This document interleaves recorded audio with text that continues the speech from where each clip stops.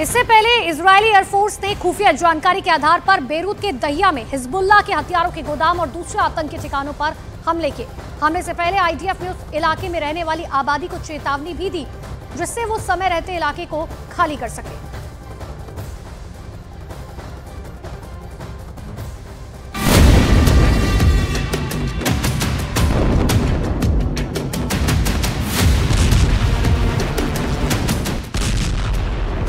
Lebanon में घुसी Israel की सेना।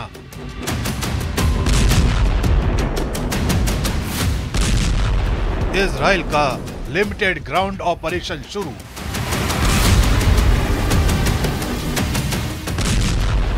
लेबनान बॉर्डर पर हिजबुल्लाह के कई ठिकाने तबाह।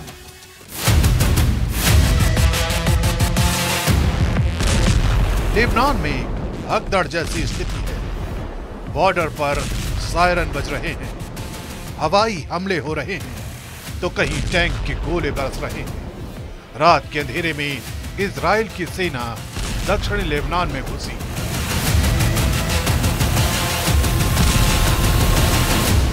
दक्षिणी लेबनान के बॉर्डर पर बरसते बम इजराइल के दावे पर मोहर लगा रहे हैं।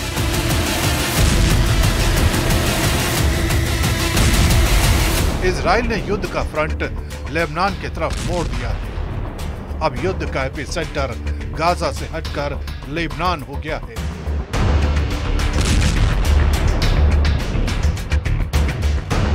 हिजबुल्लाह पर इजराइल के सीरियल अटैक के बाद अब इजराइल की सेना सीमा से सटी हिजबुल्लाह के सुरंगों में घुसकर तलाशी ले रही है।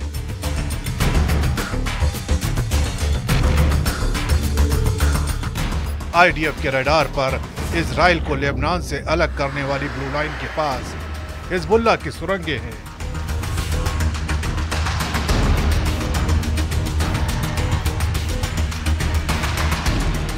इजरायली सेना आईडीएफ ने सोशल मीडिया पर पोस्ट कर लेबनान में ग्राउंड ऑपरेशन पर मुहर लगा दी।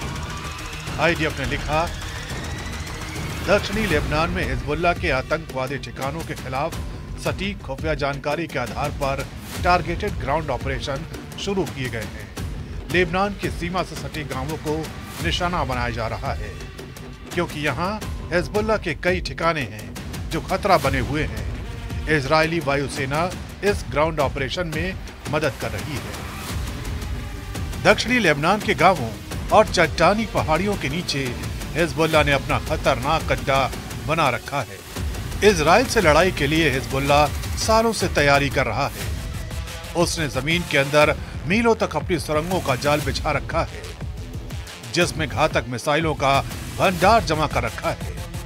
हिजबुल्लाह की ये सुरंगें गाजा की हमास सुरंगों की तरह संकरी नहीं है, बल्कि ये इतनी चौड़ी हैं कि इनके अंदर मिसाइल लॉन्चर से लैस ट्रक चल सकते हैं। मिसाइलों से लदे ट्रक भी हिजबुल्लाह की सुरंग में चलते हैं। हिजबुल्लाह की सुरंगें बंकर, मिसाइल भंडार और कमांड सेंटर के बड़े नेटवर्क का हिस्सा हैं। ये सुरंगें मीलों तक फैली हैं, जिससे हिजबुल्लाह के लड़ाके निकलकर हमला करते हैं।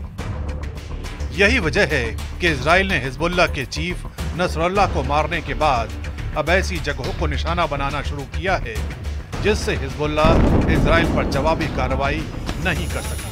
इजराइल को डर था कि हिजबुल्लाह अपने चीफ के मारे जाने के बाद इजराइल पर बड़े पैमाने पर हमला कर सकता है, लेकिन उससे पहले ही इजराइल ने हिजबुल्लाह पर काउंटर अटैक करना शुरू कर दिया। इजराइल ने हमले की प्लानिंग के बारे में अमेरिका को पहले ही बता दिया था, लेकिन अमेरिका को हमले की टाइमिंग नहीं बताई। अमेरिका ने इजराइल की कार्रवाई का समर्थन किया है। लेबनान पर जमीनी कार्रवाई के तुरंत बाद अमेरिकी डिफेंस सेक्रेटरी लॉयड ऑस्टिन ने इजरायली रक्षा मंत्री योव गैलेंट से फोन पर बात की। इसके बाद लॉयड ऑस्टिन ने कहा, संयुक्त राज्य अमेरिका इजराइल के अपनी रक्षा के अधिकार का समर्थन करता है। इजराइल ने अमेरिका को साफ साफ बता दिया है कि वो हिजबुल्लाह के इंफ्रास्ट्रक्चर को पूरी तरह तबाह करेगा, ताकि हिजबुल्लाह 7 अक्टूबर की तरह इजराइल पर हमला न कर सके। ऐसा पहली बार नहीं है जब इजराइल की सेना ने लेबनान में ग्राउंड ऑपरेशन किया है।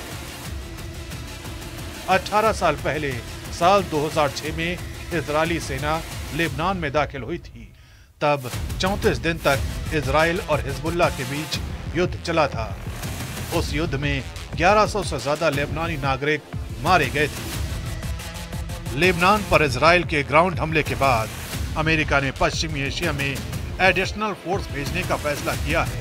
इस दौरान अमेरिका ने ईरान को चेतावनी भी दी है। अमेरिका ने ईरान को साफ शब्दों में धमकी दी है कि वो इजराइल से सीधे न उलझे, नहीं तो इसके गंभीर परिणाम भुगतने होंगे।